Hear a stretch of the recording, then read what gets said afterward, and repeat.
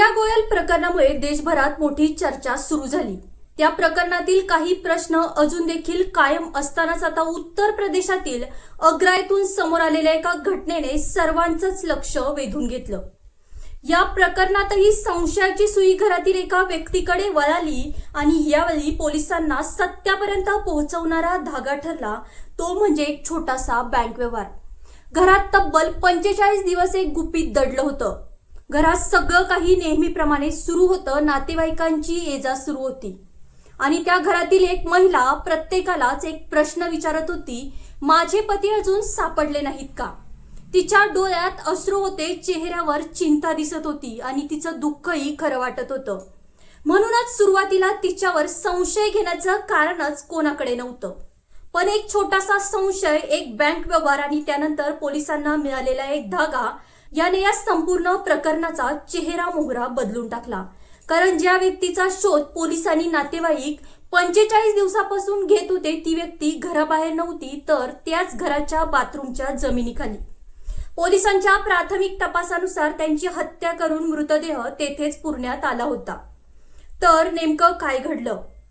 45 दिवस हे रहस्य कसं लपून राहिलं आणि एका छोट्याशा चुकीमुळे या संपूर्ण प्रकरणाचा उलगडा कसा झाला? चला जाणून घेऊया उत्तर प्रदेशातील आग्रा येथील या धक्कादायक प्रकरणाची संपूर्ण कहाणी। तर नमस्कार, मी कोमल आणि तुम्ही पाहत आहात बाई माणूस। उत्तर प्रदेशातील आग्रा येथील 44 वर्षीय सुरेंद्र शर्मा, पत्नी रुबी आणि त्यांची 2 मुले साधंसं आयुष्य जगत होते। बाहेरून पाहिलं तर सगळं काही सुरळीत सुरू असल्यासारखं वाटत होतं, पण त्या घराच्या 4 भिंतींआड एक भयंकर रहस्य लपलं होतं, ज्याची कोणाला कल्पना देखील नव्हती। दिवस होता 18 मे 2026। अचानक सुरेंद्र शर्मा बेपत्ता झाल्याचं त्यांच्या पत्नीने सांगितलं।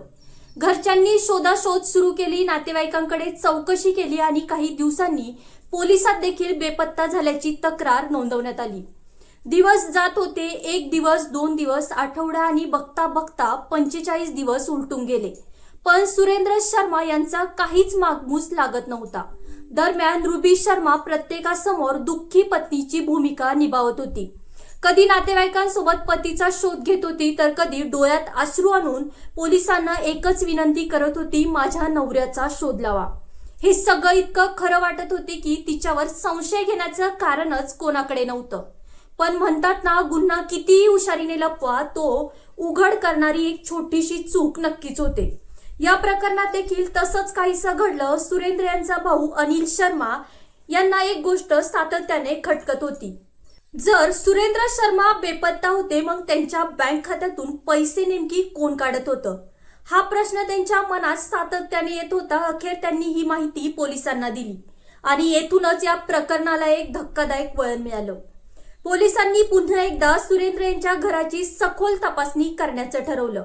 घरातील प्रत्येक कोपरा तपासला जात होता, तेवढ्यात नजर बाथरूम मधील नव्या फरशांवर पडली।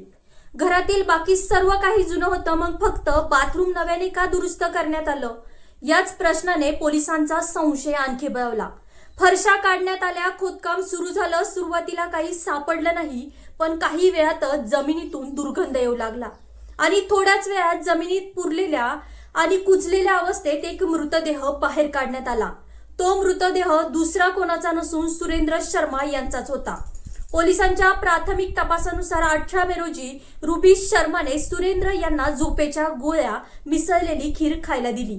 ते बेशुद्ध झाल्यानंतर त्यांची हत्या करण्यात आली असा संशय पोलिसांना आहे। त्यानंतर दुसऱ्या दिवशी मुलांना नातेवाईकांकडे पाठवून बाथरूम मध्ये खड्डा खणण्यात आला, मृतदेह पुरण्यात आला आणि पुरावे नष्ट करण्यासाठी नव्या फरशा बसवण्यात आल्या असा पोलिसांचा दावा आहे।